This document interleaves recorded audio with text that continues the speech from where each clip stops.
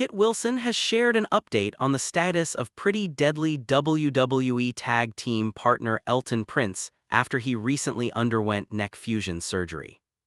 On the May 2, 2025 episode of SmackDown, Elton Prince suffered an injury during Pretty Deadly's tag team match with Fraxium, with the 28-year-old status being unclear for the remainder of the year.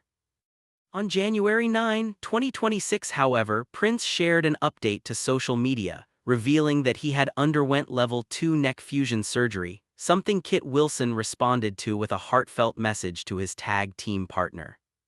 Speaking with Chris Van Vliet on Insight, Wilson shared a positive update on Prince's well-being post-surgery.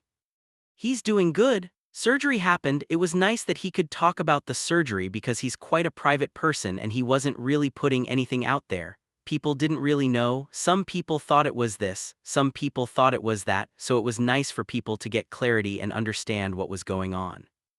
The surgery went well so far. It's been like a week and a half, maybe 2 weeks. Everything is on track and good, but it's just a touch and go situation because it's the neck.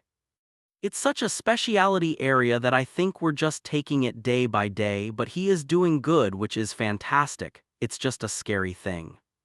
Wilson then reflected on the exact spot that caused Prince's injury, confirming that it came when Nathan Frazer hit both members of Pretty Deadly with a reverse DDT/flatliner combo during the May 2 match, with Prince landing wrong off the reverse DDT. "He took a reverse DDT and I think I took it as well. It was a reverse DDT and flatliner and it was obviously an accident. Things happen, we know what we're getting into. I just think he landed wrong," and he says he felt a certain kind of shock and then he didn't feel anything. It's crazy because you watch it back and his fingers kind of curl up and it's really hard to watch knowing what it was. When he's in the ring trying to figure out what's going on, he took another thing which cut him open. So he's bleeding a fair amount, and I think initially everyone including myself thought that was a big injury because there was a lot of blood. I remember I was on the floor and he makes his way to the corner and I'm kind of looking up at him thinking something's up. Obviously I didn't know how serious it was, so I'm starting to shout at him and say things and I can't remember what he was saying, but he was kind of saying, "I'm fine, I'm good, I'm good, I'm good."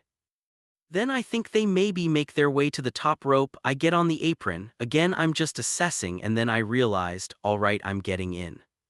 I tag in, I think hesitantly. Again I'm slowly walking and trying to figure out what happens, and at some point I'm in there, I'm screaming, "Get down, get down, get down." Because we were in a position, I think I was going to electric chair him, Fraser. And I assume we would have went for out old independent finish, which I used to get in an electric chair. He used to jump off and do a European uppercut, the OG spilt milk. But then I just realized something was up, so I went, "Get down, get down, get down." Then I think I powerbombed Nathan Frazer at the time, and then Prince was out the rest of the match. I remember doctors were with him and maybe I was in for a minute and a half more trying to survive. Wilson then discussed the immediate aftermath of the injury and Prince's road to recovery.